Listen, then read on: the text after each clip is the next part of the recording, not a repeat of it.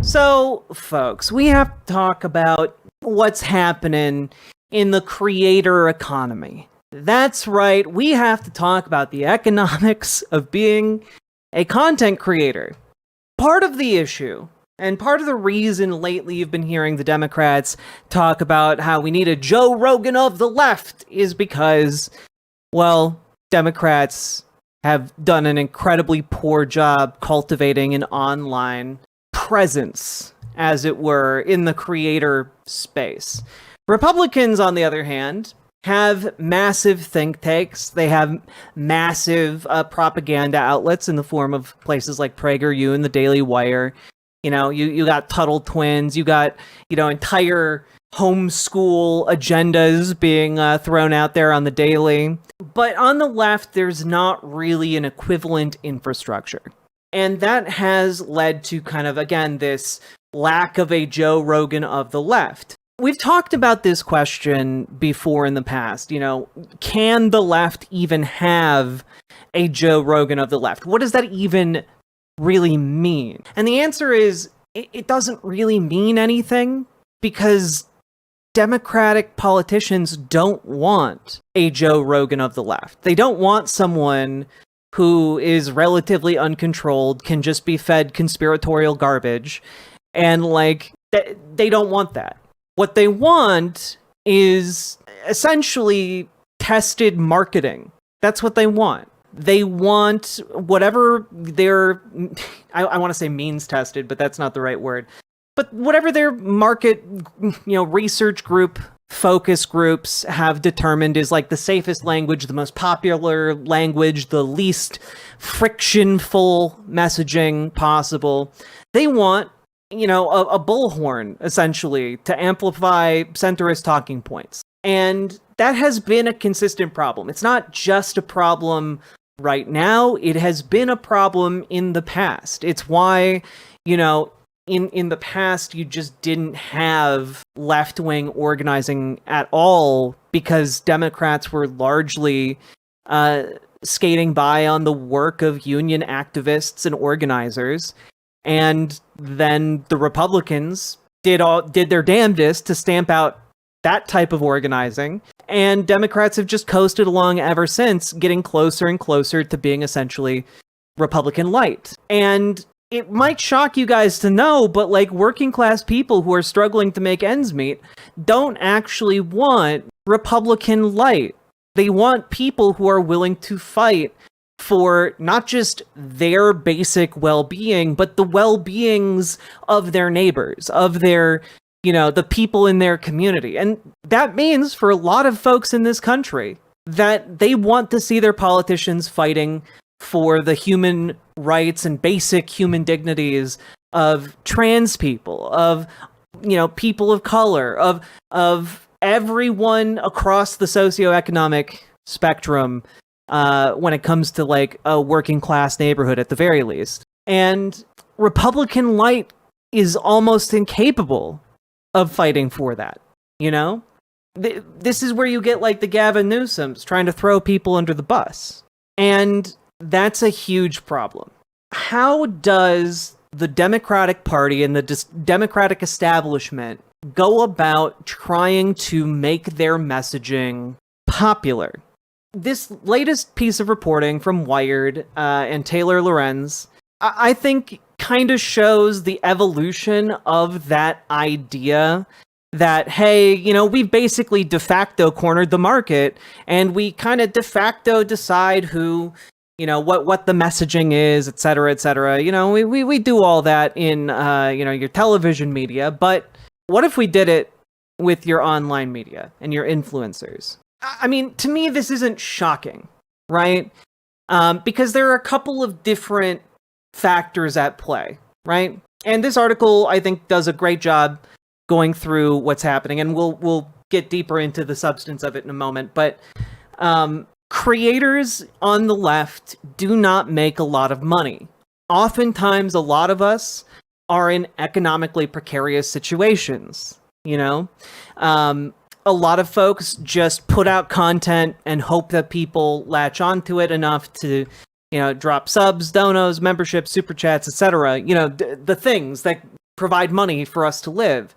And that is, especially if you're just starting out, especially if you are like struggling, well, obviously you're going to be more open to doing what you have to do to not struggle. I.e., you're going to be willing to take bad deals, right? And that's kind of what Taylor Lorenz is kind of revealing here. It's that the issue here isn't that the Democratic Party is interested in funding independent content creators. That's not the issue. The issue is the desire and the need for control of the messaging, of access, of the language being utilized, etc. The issue here is also the fact that the Democratic Party, and by extension the consultant group that put together this funding round, essentially, they want to make it secret. They wanted to put a lot of roadblocks between a content creator in this program and their ability to talk about it publicly. Okay? And that's a pretty big problem in my book.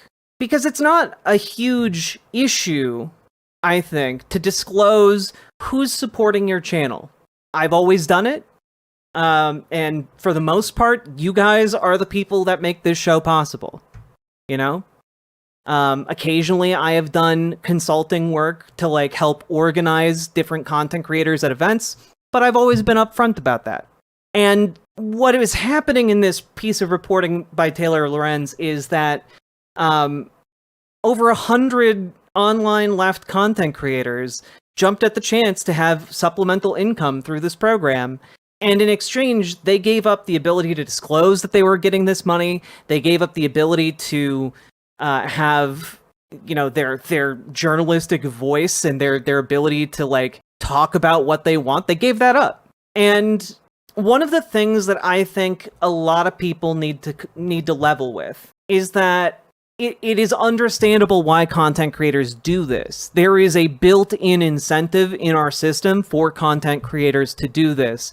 But I think one of the big things that we as content creators need to really hammer home is that the number one thing we actually are able to give you guys is the fact that we are independent. The fact that we can be transparent and like that the viewpoints we're espousing are our own. That is one of the most valuable things that we bring to the table. Our ability, our analysis, our genuine interaction with these ideas and policies and events, right? And like I'm sorry, it's pretty difficult to look at this and come to the conclusion, it's like watching that Richie Torres appearance on the Adam Friedland show, where Richie Torres is talking about it, like, is kind of shrugging off the fact that like BlackRock gave his campaign a substantial contribution, and Adam Friedland is just like, oh, and that didn't affect your decision making at all. And Richie Torres is just like, no, I don't pay attention to who donates to my campaign. And Adam Friedland is just like, almost as an aside, like, you forgot? It is difficult to me, as somebody who, again, you guys support me enough where I am able to, like, live and continue doing this. And that makes me an incredibly fortunate voice in this space. But a lot of these people, this is what determines whether or not they can actually make their content or not. And if this funding gets pulled for some of them, they're boned, Like you can't plan like potential moves like buying a house or like, moving cross country or getting a new studio set up. You can't bank on that. This money is just being dangled in front of you. $8,000 per month is like a life-changing amount of money. Like I know that would change my life. Like that's just a nuts, like an inconceivable amount of money to me. Like that's crazy. What has been fascinating to me here is that so many of these people who have been implicated in this have reacted less like, oh shit, I really did, I messed up there, yeah, I will of course endeavor to disclose in the future, and like show some actual like contrition, like you got, and people, you knew your audience wasn't gonna like the terms you agreed to, and like you got to take your lump and you got to like change your behavior. That's kind of how this goes, right? And some of these content creators are not doing that. And I find that really disheartening, to be honest. The problem with fighting the fascists by taking money from mysterious backers is that there's a good chance those mysterious backers might not want you fighting fascism. Well, that's kind of the point I'm getting at, right? Because part of the reason dark money is an objectionable phenomenon in our political system on principle. Some of you might be familiar with, oh god, I forget which Akira Kurosawa movie it is, but more of you will probably be familiar maybe with A Fistful of Dollars. The story of a man with no name who wanders into town and he sees two factions fighting each other, and he decides to play one faction against the other, weakening them both in the process, and then he's able to walk out with the bag. Yo, Jimbo, thank you. For some reason, I was thinking a completely different movie, which is why I didn't say that. And if there's dark money involved, essentially capital can and does do that exact same thing, but with political parties. And the pieces that they utilize are influencers for the influence. It gets them some of the greatest bang for their buck when it comes to this stuff. Yeah, the dark money, it's understandable to me how some people might just not think about this, because content creators tend not to be super well versed in like business. And so it's possible to me that some people, might be good-natured and just not think about it. But I think how they react to like this piece of reporting coming out, I think that kind of says a lot. And I think it is reasonable for us to ask, what are the restrictions on the money? Like, what are the restrictions on the content? What are you giving up? Like all of your political guests have to be filtered through the non-profit that you are secretly making an agreement with. That is bizarre. That is bizarre. I just think that like there's just this need for control. There's just an inability to trust the grassroots of this country, the grassroots organizing and the grassroots messaging. Because they want to keep the power, they want to keep the establishment, regardless of the age of the people who are representing the establishment. Yeah, it's, I just think it is weird to act affronted by the desire to know where money is coming from and what limitations are being put on your content. This is why you need to be upfront with that shit. Like, what happens when those messaging, police come knocking and they say, don't talk about trans issues? What happens when that money is used as a lever? And you might say, well, that wasn't exactly happening. And it's like, okay, but the terms of this and the financial relationship with the creators creates something like that. It creates that leverage, whether it's explicit or implicit. I don't know exactly where I'm going with this, but I found it really interesting. Let's just take a look at some of the reporting highlights from this. Yeah, should we send a joint email with all of our email addresses, or are we just going to send things separately and hope that they change everything for everyone? Lorenzo, a non-binary creator in Columbus, Ohio, with over 884,000 TikTok followers, asked the group. Some joked about collective bargaining. Yeah, so there's this platform called Chorus that allows, the Democratic Party to like attract influencers with offers of cash for certain messaging or, marketing. I can't think of the term I want to use. Marketing pushes, I guess. Right? Yeah, exactly, Rachel P. Like, I think that transparency is good. I think that this reporting is necessary, and if if these Democratic aligned groups fix the issues with this, then I think a lot of people will feel a lot better about it. The fact that it was they attempted to keep the funding secret. That's part of the problem. It's the method they are going about attempting to hold power over creators, while also potentially some growing pains for infrastructure that would allow for more left-wing creators to flourish. But understand that what is going to happen here is that you can kind of already see, based on like the creators that were invited to this program initially, the messaging that's going to be amplified by this is not going to be like, by and large, progressive messaging. It's going to be establishment messaging. The people who run the Democratic Party want to keep running the Democratic Party with the ideological disposition that they currently have. They want to maintain that character. And part of what they are going to do with the apparatus we're talking about here is try and maintain message orthodoxy. They're going to try to maintain more establishment voices and the prominence of establishment voices as cable news kind of declines slowly and influencers rise in prominence. There's a reason why some of the most prominent leftist creators weren't invited to this, and it's because they're outspoken about Gaza. They are, they're not going to accept a bunch of cash without a lot of questions about where it came from. It's going to be certain people in this space who are creating content that are getting amplified by the Democratic Party. So and nothing that I'm saying here is particularly surprising if people have been paying attention. But I do think it's Betty Davies eyes. You're saying it's basically bribery. You say what we pay you to say. I mean, it's less bribery and more you're willingly converting yourself into a propaganda arm for that organization. If that is what you want to do, there's nothing wrong with that.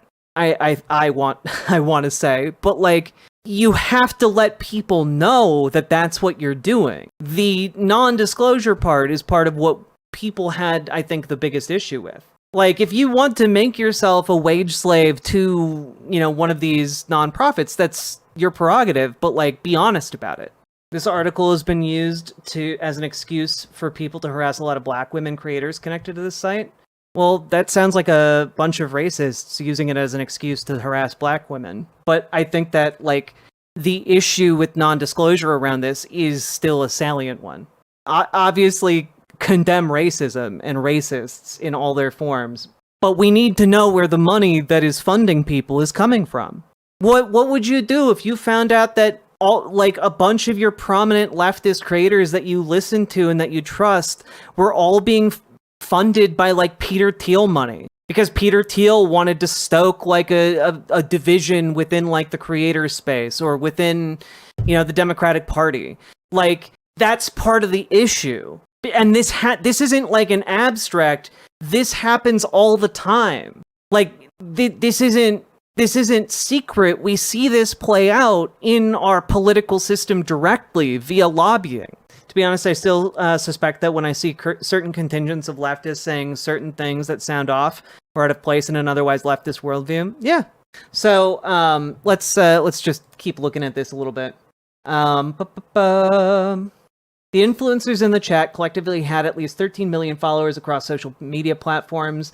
They represented some of the most well-known voices online posting in support of Democrats. And I wanted to like some of the people listed here, Lorenzo, we talked about previously, Women in America account, Eliza Orlins, Aaron Parnas, and, a couple of the other ones. Who were they? Yeah, Lauren Piretra, who I haven't heard of before. I guess she does stuff for Occupy Democrats. Barrett Adair, who runs an American Girl doll themed pro DNC meme account. Like, that seems insanely niche. Suzanne Lambert, Regina George liberal, Sander Jennings, older brother of Jazz Jennings, David Pacman. A lot of this, I think Chorus was started by Brian Tyler Cohen. Which law firm? I think the Elias law firm is also involved in some capacity. Yeah, some usage of creator images that weren't actually involved. Following the publication of this article, Graham Wilson of the Elias Law Group, there we go, whose participation in a Zoom call was reported upon and who did not respond to Wired's pre-publication email request and comment, reached out to Wired on several points. These include whether members of the cohort can publicly talk about working with Chorus and Chorus's connection to Good Influence, both of which Wired has clarified. It also added comment from Wilson regarding Chorus placing restrictions on content and whether V. Separ or Spehar was included in any Chorus materials, which Wilson from Elias Law Group denies. Let's see here. Yeah, and we are talking the money from this group, the 1630 fund, it's been hundreds of millions of dollars over the last few election cycles. Chorus is relatively new, but the 1630 fund has been around for a couple cycles. Yeah, look, I'm not trying to say any of these people are the devil. Hot take, right? Hot take. None of these people are the devil. But what I am saying is that I think that there are better and worse ways to go about accepting money in exchange for your coverage. And this is not one of the good ways. This looks bad for everybody involved, whether or not to whatever degree they were aware of how bad it comes across. Doesn't look great. Coming to stream isn't Chorus the left version of PragerU. No, PragerU is a bit different. PragerU is more like a Daily Wire in that PragerU is a publication outlet. Chorus is less like a publication outlet and more like a coordinating platform to offer money to political content creators on the left. Predominantly centrist content creators. Yeah, the Gravel Institute was the alternate PragerU platform. I don't think they've posted anything for a while. Do you think this might hurt Dems' chances in the midterms? No, I don't think, for the vast majority of people, I don't think that they are going to hear about this, let alone care about it. The people who are going to hear about this and care about it are the most politically active and aware people, right? And so, overall, I don't think it's going to move the election one way or the other, or the midterms one way or the other. But, I do think that this all comes out of a place of complete and utter ineptitude when it comes to Democrats figuring out a way to organically fund grassroots content creators. On the right, they're able to do that. They just throw money out. They just fire hose money onto content creators out there. On the left, they want to maintain that control. And that need to maintain messaging control is the undoing of all of these efforts to raise up, content creators on the left. I just don't get, right? Because I see people in chat being oh, well, Taylor Lorenz also gets funded.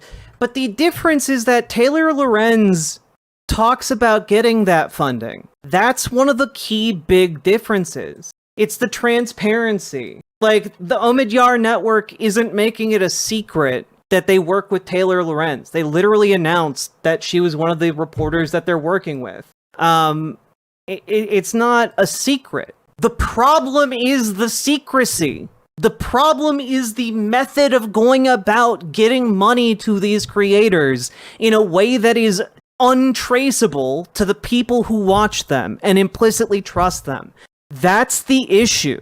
The thing that makes this weird is that every single industry has these types of incubator funds.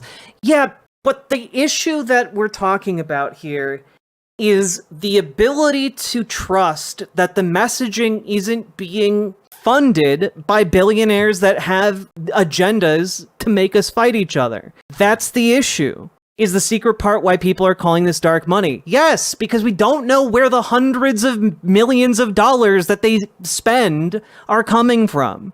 That's the issue. They have donors that are dropping, $50+ million into the dark money fund. And then that money gets distributed to creators. But where did the donations come from? Who has a stake in this project? That matters. Who is, determining the message? That matters. And the argument that, well, like, other places have money and don't disclose where it came from. Yeah, but they're also evil, right? Like, we don't know all of the donors for some of these dark money conservative groups, but they're evil. They're doing evil. And the issue is, if the funding that is being funneled into certain Democratic groups is also capable of manipulating folks or doing bad things in order to hurt our overall movement, then that's money we shouldn't take. Yeah, like, I don't know. Like, I think it's kind of important that we tell Democrats, like, no, you need to actually disclose where this money is going from or is coming from. It's important because we need to know what the intentions of the organization are. Because if the intention is to just make a lot of money, that's kind of an important thing to know. So, like, I don't think that creators that took this money are inherently bad, though I am a little upset because I think it cheapens the kind of content that I make, because it feels like, you know, they have lowered the price of integrity in this space. And so, like, I'm a little miffed about it, but, like, I'm also not gonna, like, call someone my mortal enemy for, like, maybe being in a rough financial spot and needing some stability for a bit. But that trust that you guys have that my content is genuine, that is an important trust. You know? Like, I've done organizing work in this space. Work that I've been paid for. I've talked about that. And I think it would be really, really weird and off-putting, and justifiably you guys should be angry at me if you found out that I was, like, just secretly taking that money and forming content around that. Wait, you're not progressive, ironically? Well, I would describe myself as a socialist. That's probably also why, you know, they're not gonna... These groups aren't going to funnel money onto someone like me. I am a farther left voice than they're comfortable with. Hopefully this will be good for them and you. Yeah, I mean, like, maybe they'll get their act together. Maybe they will change, you know, some of their overall policies that led to certain people having these restrictions. It's possible. I would just also throw out there that, like, the existence of these restrictions at all, even if it was just for a handful of the creators in the incubator program, like, that's disturbing. This is just kind of interesting, and it's almost presented as an aside here. The 1630 Fund was founded in 2009 as a liberal response to conservative dark money groups and organizations like the Koch network. And it just seems to be like, I don't know, why does it need to be dark money? You know, like, people don't have to donate money through dark money groups. Why is it dark? I think those are valid questions to have. Makes my heart happy to hear you call yourself a socialist. I have been the whole time. And so, all I'm saying here is that I do agree that there needs to be a way, Democrats as a whole, to fund progressive messaging. I think that there needs to be that kind of infrastructure, financial infrastructure. I can't remember. I think it might have been on Vox, maybe like 2 weeks ago. But it was all about an in-depth look at how, for decades, the Republican Party has provided paths to power and influence in Republican circles for people who are willing to dedicate time and effort to create content or to do the intellectual work of kind of building out an ideological support structure for the most heinous Republican ideas, right? For example, if you're a Republican, you know, up and comer, you're getting your political science degree, you're fresh out of college, you can go like intern, you can go like get a job at a think tank, you can like start making content. You can like network at different local Republican groups and like meet and befriend different influential Republican figures who can then mentor you. Like there are a variety of paths to power, including like the think tanks putting out propaganda videos through like a PragerU or a Daily Wire and like all these other little outfits that they got going on these days, right? Blaze TV. On the Democratic side of things, the default has been, oh, well, people will just come up in academia. Except that academia the paths to like power and influence in the Democratic Party through academia has gotten more and more thorny as the years have gone by. It's been harder and harder to make it as an academic.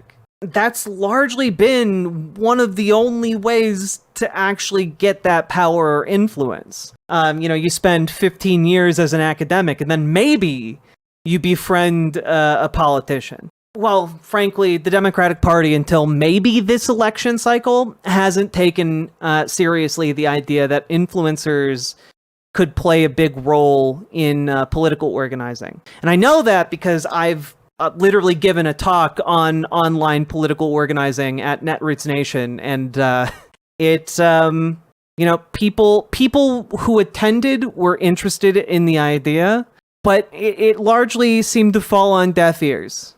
Because again, a lot of these people are old, and for a lot of these people, the newest technology that they have experience with is Facebook. They're still using like email servers from like the 90s. And like that's just kind of how it's been as the default for years now. And the issue here is that they don't want to relinquish the power that they have over messaging. It's a power that they have when it comes to the voices you hear on CNN, on MSNBC. Overwhelmingly, the voices default towards a centrist, liberal, ideological point of view. And that is the orthodoxy that they want to protect when it comes to the messaging in online influencer spaces as well. And that is a difficult thing to control. And I think that they're going to go through some growing pains as they figure that out. It's not just Republicans, it's the blue MAGA.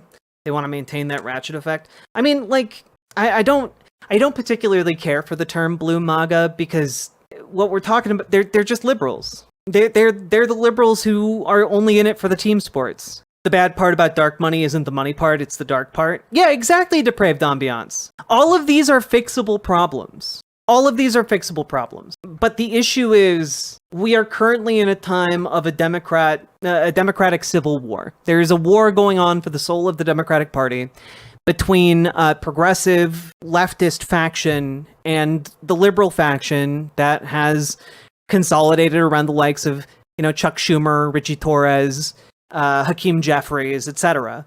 Part of the issue here is that the groups that want to defend this dark money encroaching onto like progressive messaging understand that to whatever degree these content creators were approached for their left-wing messaging, it was to rein it more towards liberal centrism, like that, and that's a problem.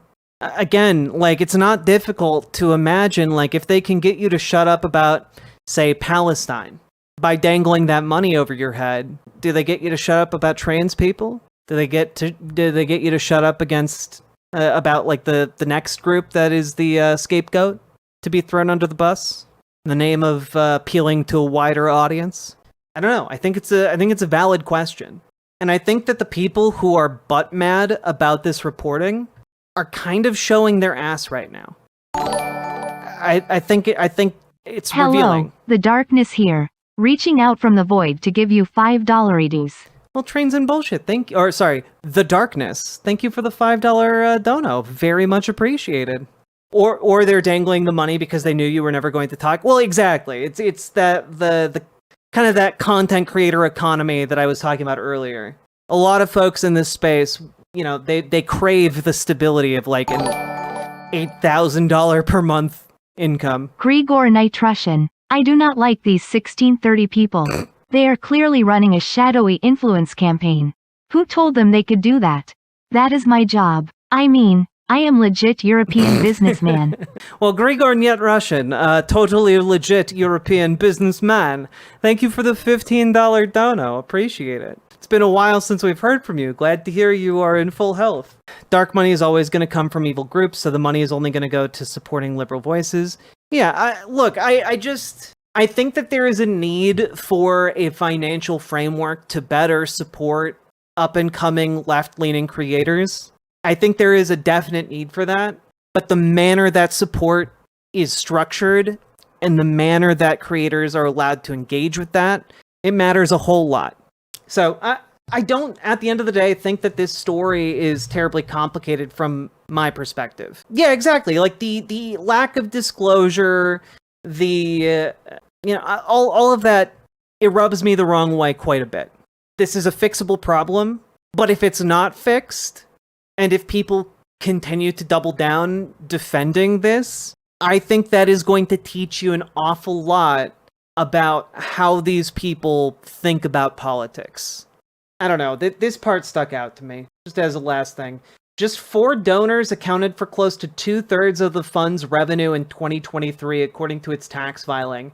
The largest donor gave the group $50.5 million, while with others donating $31.4 million, $21.8 million, and $13.6 million. And like, I'm sorry, I'm gonna want to know who those people are. Like, that's a lot of money to spend, and I don't think it's being spent out of the goodness of the hearts of the people giving the money. I think it's important to know where that's coming from. I think it's important to disclose that, so that we in the content creation space know where other people stand, and so that you guys, most importantly of all, you guys know where different creators stand. There's no law against donating to both sides. Nope, there is not. Yeah, exactly, Pow, Miri. Like, this is, whether or not you agree with the initial leverage, with the initial deal or not, like, it creates a point of leverage that can be used in the future. I think if you wanted to do an incubator like this, you gotta change the method you're going about setting it up. Seems important. Like, this is the thing I've done for the last 5 years. It's important to me, and I think it's important to all of you. Like, if you care about politics enough to be here, I think it's important to you too. And I just don't understand the anger being directed at Taylor Lorenz rather than at, like, shitty disclosure agreements, or that just seems weird. Seems misplaced. And, like, if it's inconvenient reporting, like, I understand how this might be embarrassing to some folks, but, like, it's not, like if it's embarrassing, then just correct the behavior, I saw Brian Tyler Cohen's response, but I didn't actually play it while we were talking about it.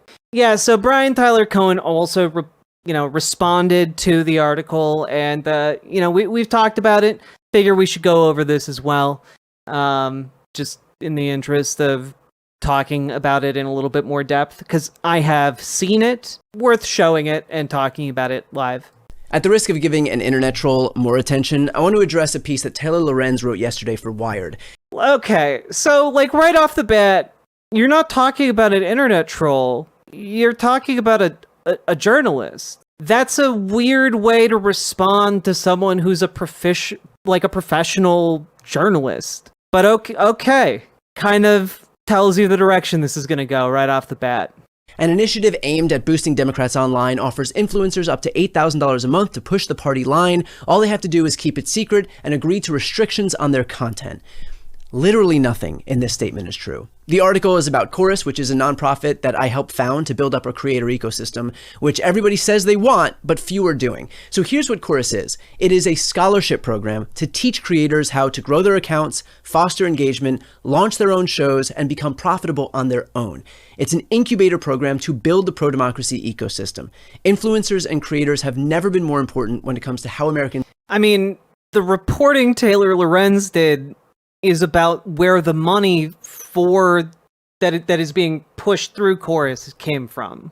Chorus is the, transmission line, and 1630 is the money funnel generator. Look, the analogy immediately broke down as I tried to make it. ...are consuming their news. The right has been doing this for years, and the left needs to catch up. That's why we're doing this with Chorus. So let's talk about what Chorus is and what it's not. Chorus does not pay creators for content, does not tell them what to say, it does not... Okay, then where is the money coming from? Because the article's about the money. If the money is being funneled through Chorus, I think that's an important factor, especially considering creators were definitely getting paid actual money. control who they talk to or work with, and there is absolutely nothing in the contract that could even be reasonably interpreted to say that we do. Period. Full stop. I don't know a single creator who would willfully sign up.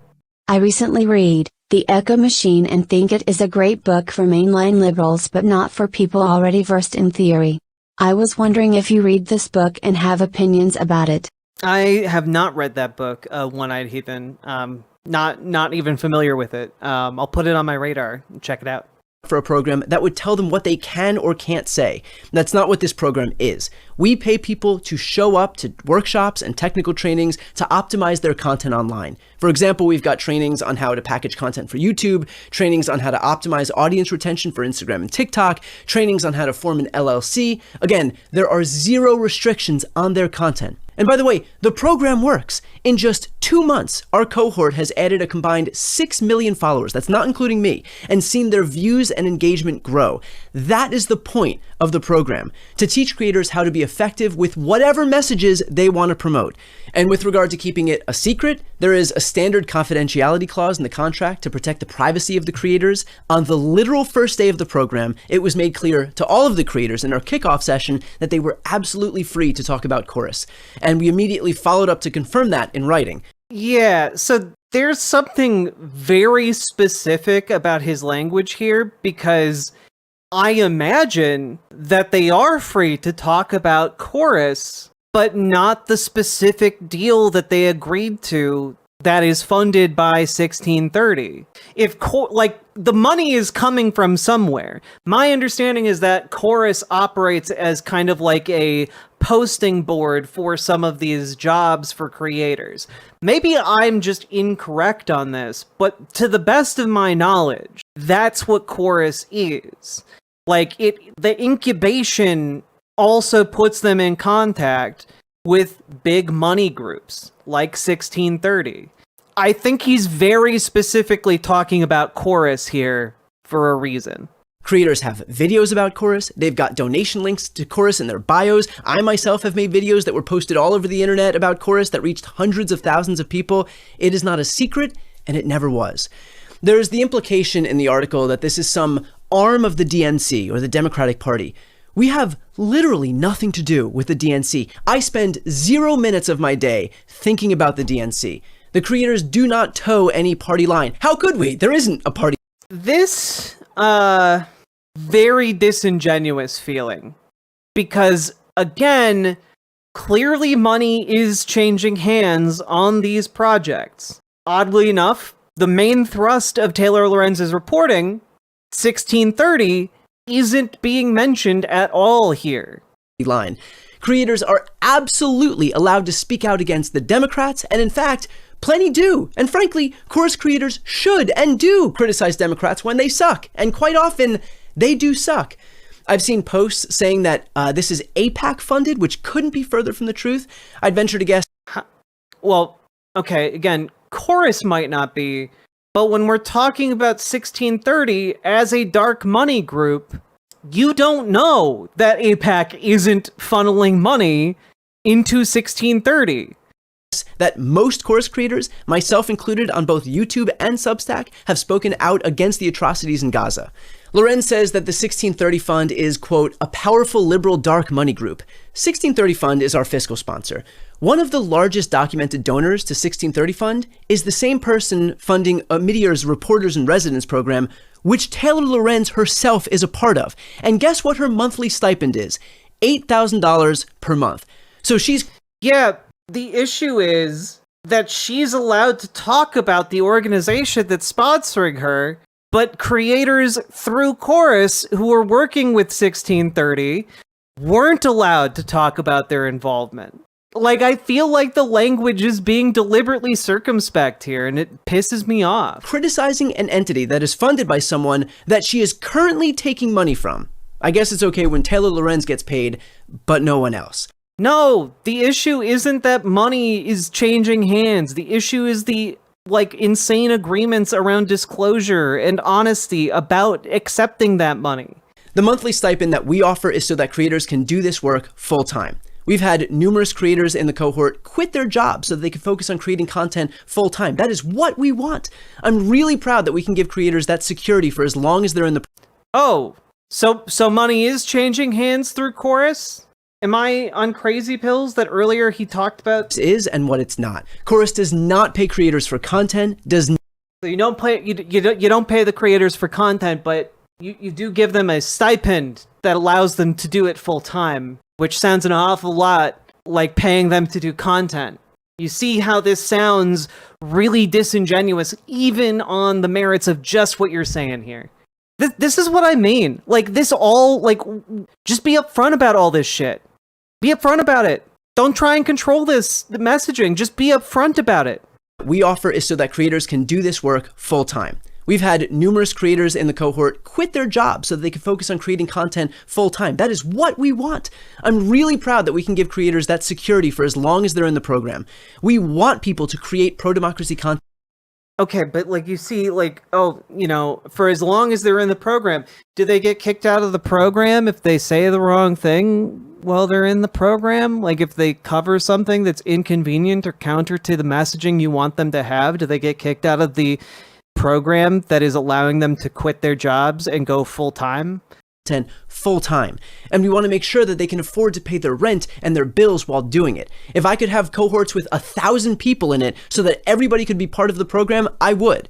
For everybody saying that they would like to be part of the next cohort, we would love for you to apply. That's our whole goal. It's to build up an army of pro-democracy content creators who can speak authentically about the issues that they care about and be able to do it as effectively as possible. I should note that while I started this program, I have never and will never get paid. I do this 100% as a volunteer. I have never earned a dime from Chorus, and I never will. I want every dollar that we raise to go to creators so that they can do this important work without spending 8 hours a day working at some different job. I've been saying for years that the left needs to build up its creator space. That has never been more true than it is right now. Influencers and creators have never... Yes, but there needs, like, just do it better. Just do it without, like, instead of just like, oh, we don't have any restrictions.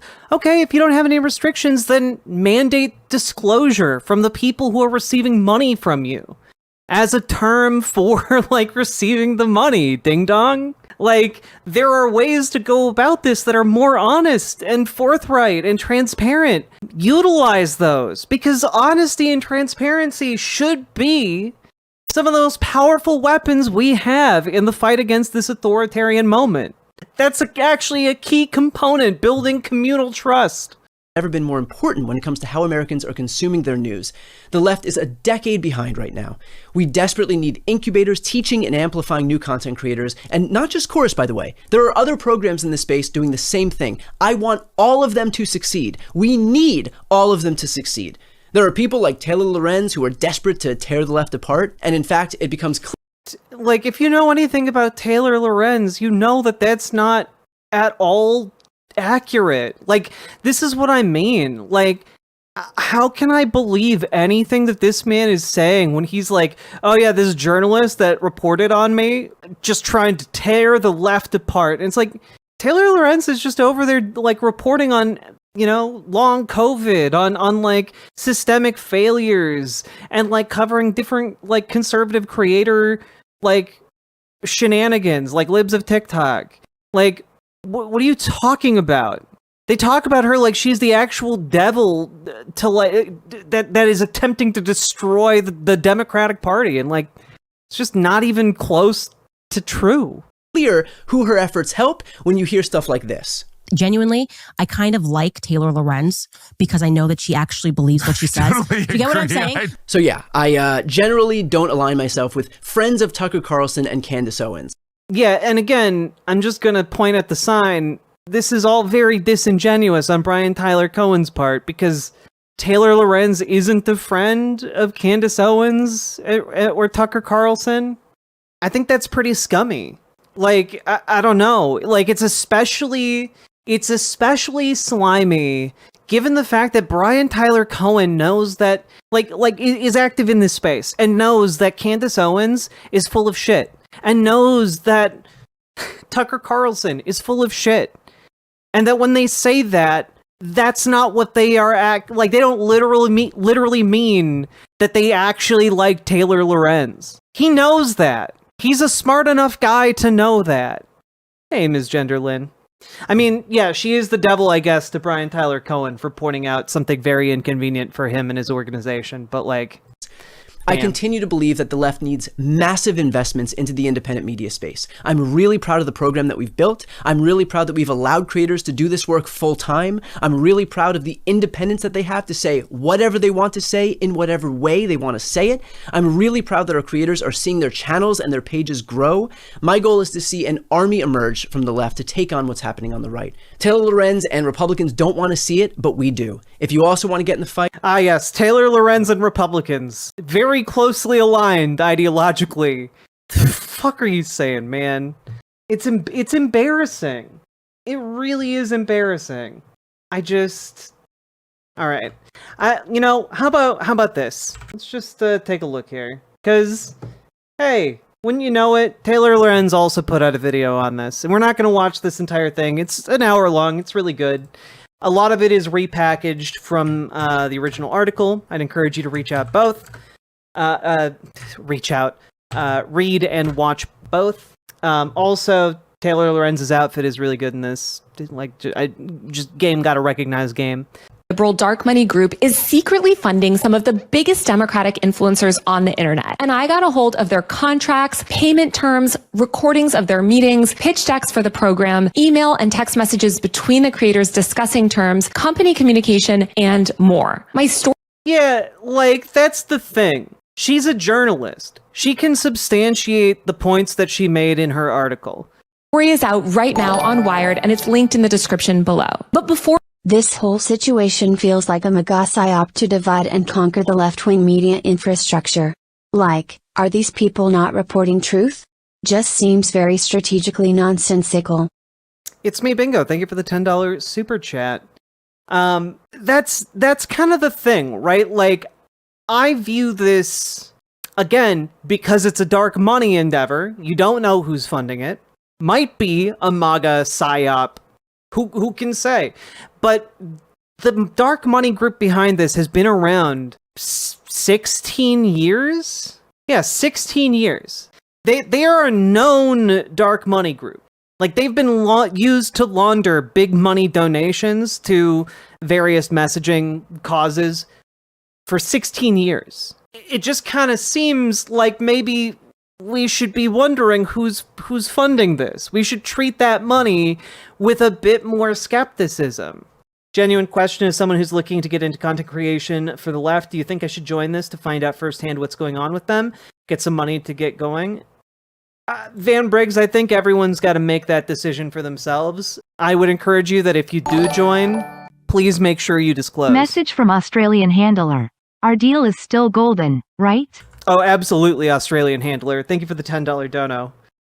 The mainstream media continually declared that the influencer industry was dead, that content creators were just selfie-obsessed narcissists. Not a single mainstream media outlet had a dedicated beat reporter covering the content creator industry. Instead, legacy outlets declared this whole shift towards independent influencers as a fad. They refused to acknowledge how online influence played a pivotal role in Trump's win, aside from blaming Russia for buying Facebook ads. They ignored the MAGA movement's very real and very organic grassroots support online and acted like Trump's win was an anomaly. But yeah, I mean, like, oh god, who remembers the two there was like two MAGA ladies back in 2016. I can't remember what their names were. They were two MAGA ladies, African American, who like laughed. Yeah, it couldn't. I don't think it was Sugar and Spice. Diamond and Silk. There you go. Two dads smooching. Thank you for understanding what I was talking about. Yeah, Diamond and Silk. Diamond and Silk, that's an example of just like the organic from the grassroots being like elevated by the Republican Party deliberately. And like, yeah, one of them did die from COVID, but they were lifted up by the Republican movement. They were like making appearances in mainstream conservative media. It's crazy, right? And you don't have anything remotely equivalent to that Hello, Chinese Han dealer here. Do you still want this shipment of wordplay? I don't know what that means. But thank you for the $5 dono. The reality is that conservatives have been laying the groundwork for total online dominance for years. Yes, this is all very important background information. Chorus also positioned itself as a quasi-newsroom, akin to what conservative groups have built on the right, but for liberal creators. According to a pitch deck that I obtained, Chorus claimed that it wanted to change how progressive content creators operate by providing ongoing stability, resources, and support that legacy journalists and conservative commentators count on. I'd love to know how legacy journalists have that kind of support, but that's another issue. Chorus said that it would, quote, leverage the tenets of its cohort to help creators hyperscale their audiences and break through across platforms and genres. It also said that it would, quote, recruit, train, and support high-impact content creators who want to elevate essential issues and bring news into the cultural space. It would do this through financial support and shared resources like studio space, editors, researchers, bookers, and legal and fact-checking services. Chorus boasted that the brand was able to amass 50,000 followers on social media accounts and that it had already attracted at least 4,000 donors to support its mission. From the beginning, it was clear that Chorus was tightly aligned with the Democratic establishment. In January, Chorus bragged that the organization was the first to host a, quote, creator-led forum for the Democratic Party chair candidates. That same month, Chorus announced a partnership with Impactual LLC, a centrist Democrat consulting firm with deep ties to the Democrat donor space. Yeah, right. And like, this is, again, like, where the money is coming from is important. We need to understand the motivations, because people aren't just spending millions of dollars on this out of the goodness of their heart. They want specific things. They want to see specific results when they give that money. And it's really like understanding what the donors want is really important for people in the audience, for you guys to make informed decisions about who to trust and what, with your time. One of the most valuable resources you guys have on this earth. Content creators that Chorus initially touted as being part of its founding group also included several holdovers from the Creators for Kamala days. But as Chorus's fundraising deck made it around to donors, it also ended up in the hands of some big-time talent agents and managers that represented or knew some of the less pro-establishment creators featured in the deck. Some agents balked at their clients being included in a fundraising deck without their prior knowledge, and other anti-establishment or pro-Palestine creators who had never signed up to be part of Chorus were confused and angered that their images were being used to raise potentially millions of dollars without their consent. And that is another really good point that I think when I was talking about this, I emphasized. Jesus. Like, yeah, if this organization with these pitch decks is making appeals to billionaires, millionaires, etc., for donations, and they're showing like a picture of Kat Abu Ghazaleh, like, that's a huge problem when Kat is not affiliated with Chorus or this project.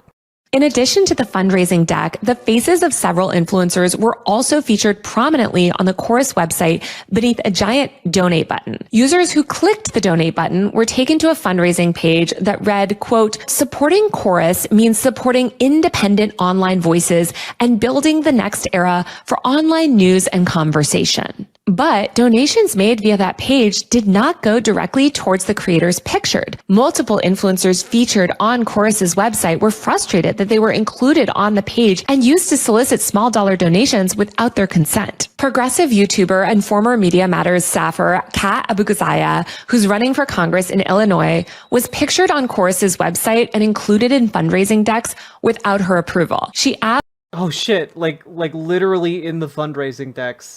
Like, I thought, because I hadn't seen this in the video prior to this, I thought that, like, it was just like a splash image or like a banner and like Kat's image was in the banner. I didn't realize it literally listed her by name. That's nuts. Pictured on Chorus's website and included in fundraising decks without her approval. She asked that her image and name be removed and no longer used for fundraising and marketing purposes. When I asked Chorus about this back in April, Chorus's co-founder, Brian Tyler Cohen, issued a statement through his comms director saying, quote, Chorus came together quickly on a few Zoom calls with creators after November, and we've been running at full sprint since then. As a creator, I would never want to put another creator in a difficult position for any reason, and we removed Kat when she asked. Why did you include her in the first place? The thing, like, they shouldn't have to ask. Ali O'Brien, a progressive creator who was featured on Chorus's website below the donate button, said that the company must have just taken an image of her off social media. She said, quote, I did not even know that I was on this website. I am not financially tied to them at all. V-Sphere, known as Under the Desk News, who has over 3.6 million followers on TikTok, told me, quote, I'm not in any collective at all. That's my problem with the way it went down. I don't think anyone should be pitching me other than me. Chorus claims V was not pictured in their fundraising decks. I don't really care about that particular claim. It also forbids creators from, quote, disclosing the identity of any funder and gives Chorus the ability to force I want her to read out the entire thing. The program must funnel all bookings with lawmakers and political leaders through Chorus. Creators also... This is according to contracts she obtained and has copies of. Have to loop Chorus in on any independently organized engagements with government officials or political leaders. One creator who was offered the contract but ultimately declined to take it and asked not to be named told me, quote, if I want to work with another politician, I have to fully collaborate with Chorus. If I get Zor on and he wants to do an interview with me, I don't want to have to give that to them. The contract also prohibits standard partnership disclosures, declaring that creators will, quote, not publicize their relationship with Chorus or tell others that they're members of the program, quote, without Chorus's prior express consent. And that's a huge problem. That's a big problem. Like, in this space, integrity is like your most important commodity as like a content creator. This is effectively selling that. And I don't understand the people who have gotten angry at the idea that they should be disclosing who is funding them. I tell you guys who funds my show. It's you guys. It also forbids creators from, quote, disclosing the identity of any funder and gives Chorus the ability to force creators to remove or correct content based solely on the organization's discretion if that content was made at a Chorus organized event. I.e., you give up editorial control if you want to rely on these events organized by the group. Like, that's a big deal. People need to know about that. Graham Wilson, a lawyer working with Chorus, told creators on a Zoom call that I obtained a copy of, quote, there are some real advantages to housing this program in a nonprofit. It gives us the ability to raise money from donors. It also, with this structure, avoids a lot of the public disclosure or public disclaimers. You know, paid for by blah, blah, blah. T.I.? Yes, I do. That you see on political ads. We don't need to deal with any of that. Your names aren't showing up on reports filed with the FEC. I reached out to the Federal Election Commission about all of this, and they declined to comment. Already, creators in the program are creating content together. In a new weekly series titled Good News in Politics, 6 creators in the program shared a collaborative video running through liberal political wins. The caption read, follow these creators, bringing you hope instead of doom scrolling. Also, can I... this particular thing made me a little upset. Follow these creators, bringing you hope instead of doom scrolling. This is part of what, this is part of the ethos that I've been talking about and trying to combat here on this channel, which is that I don't want to give you guys hope. What I want to give you guys are the tools and, opportunities to fight back. Because hope is not something that should be sold to you. It should be something you fight for and that you build yourself with your community. It is not... You shouldn't be buying hope. You shouldn't be getting sold that. You need to be proactive and pursue hope. To pursue hope and to pursue happiness, that is fundamentally an American thing. And y'all, you gotta act now. We are in the authoritarian moment. Don't be lulled into complacency by people coming to try and sell you hope, as opposed to arming you with action. I don't want to give you hope. Riverboat Jack 2025.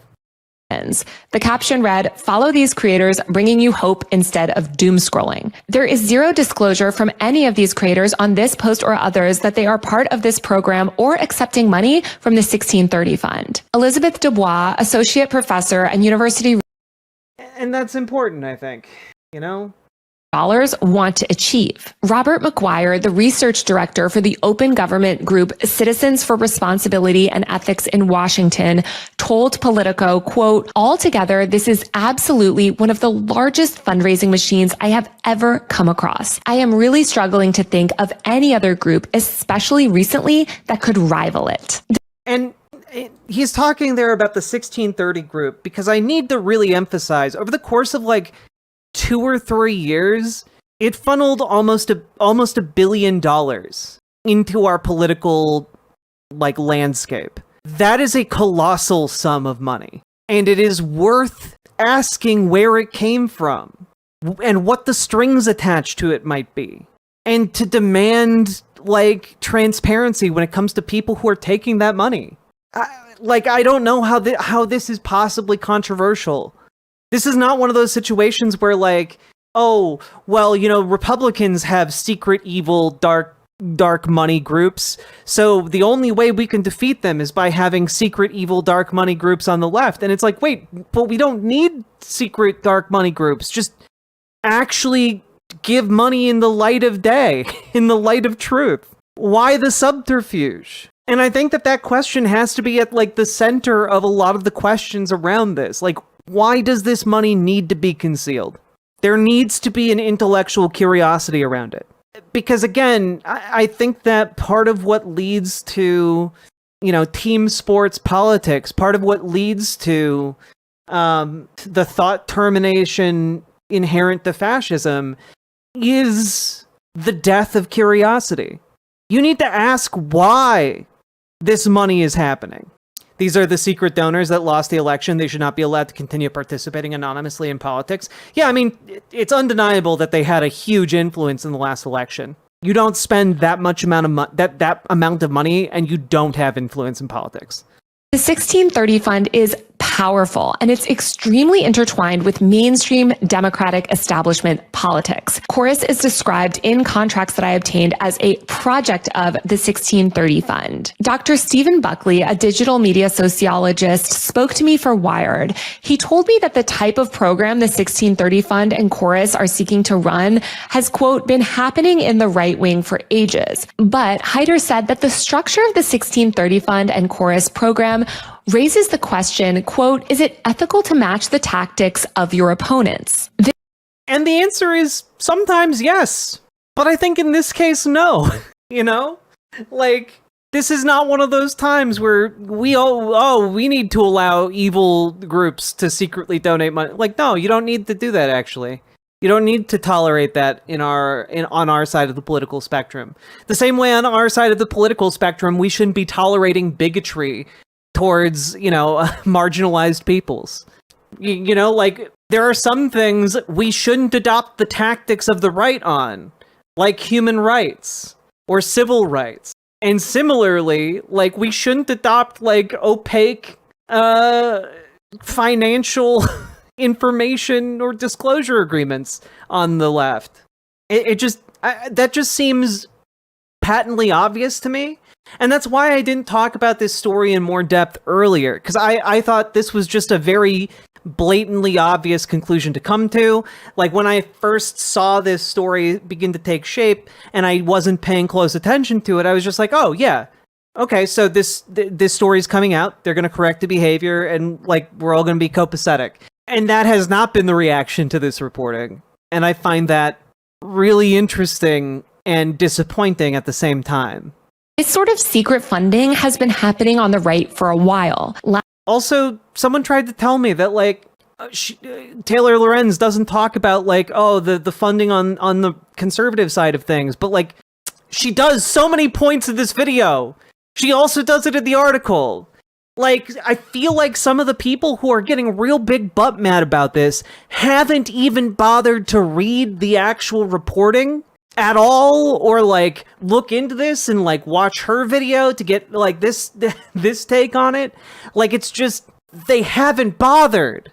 And again, always seek to cultivate that intellectual curiosity, folks. The only way to get money out of PACs and politics is to donate to Wolf PAC today. Is Wolfpack still fighting the good fight? I've been out of the loop on that one real quick for a hot minute. I don't know, like I've had Taylor Lorenz here on the show, and I've talked with her, and like she's a nice person. Like, she's a really smart journalist, but also like journalists aren't like supposed to be like your BFF. You know, they have a job to do, and I think she does her job really well. And to see the response she's been getting to this has been disappointing as hell. Seems to be such a consistent. Also, I'm Saki joking. Tanuki. The concept of donating to a PAC to get money out of PACs is absurd. Yeah, but I saw you like PAC, Saki Tanuki, so I got you a pack, and I put a pack inside that pack. That one was that joke was for all of the olds in the chat. Also, Saki Tanuki, thank you for the double 2 tier 1 subs. Appreciate it. And you guys are getting closer to our dono goal with every passing dono. Problem in the Democrat world. The Democrats spent months after their loss last fall bemoaning that there were no Democratic candidates or favorability rating of 30 percentage points. One of the researchers who conducted this latest round of polling told Politico, quote, "The Democratic brand is so bad that they don't have the credibility to be a critic of Trump or the Republican Party." Which is, again, why it's so important to have trust and credibility with the people who are making content right now. Like, a bunch of the creators that were involved in this who are doubling down and who are like lashing out about this, like, they're selling their credibility. It's disappointing. Once you've sold it, like that's kind of it for a bit, you know? Until they reconnect with real voters and working people on who they're for and what their economic message is, they're going to have problems. Donald Trump sucks, okay? He is a fascist who's currently dismantling civil liberties and enacting draconian immigration restrictions. I heard you like museum exhibits, so we put exhibit in an exhibit so you can exhibit while you exhibit. Sake, thank you for rolling with my my old reference. I appreciate you. Among so many other atrocities. But Democrats continue to bolster centrist politicians and influencers who treat Trump as some unique threat and not a symptom of our broken system. And I think that is I think that's a really good point to end on here. Like, if you guys want to watch her full video, I highly, highly recommend it. I'm going to link it in chat again. And I also recommend reading the article as kind of like or watching the video as a companion piece to the article, I should say, because I think it's worth listening to an argument that is clearly being made that, hey, money to fund creators is good and necessary. We need to push back against the media ecosystem of the conservative side of the spectrum here. But how you go about doing that matters. How you go about disclosing that matters. How you go about vetting where the money is coming from and the intentions behind that money, it matters. I don't know. I think it was worth diving back into this to like examine both these sides of the conversation, I guess we'll say. But at the end of the day, I think that Taylor Lorenz did good journalism here, and Brian Tyler Cohen is really not looking great coming out of this. That is what I gotta say, along with Brian Tyler Cohen, along with a bunch of other folks who are doubling and tripling down on this. Not a good look. Sorry, I'm just calling it like I see it. Someone buy Brian Tyler Cohen, a ukulele. Toxic gossip train. Riverboat Jack is coming to town. All the viewers gather round. Twitch and YouTube is where she streams. All that content is bursting the seams. Politics, gaming, plenty more. Her sense of fashion you'll adore. So grab your stuff and hop aboard. We're going straight to Jack's Discord.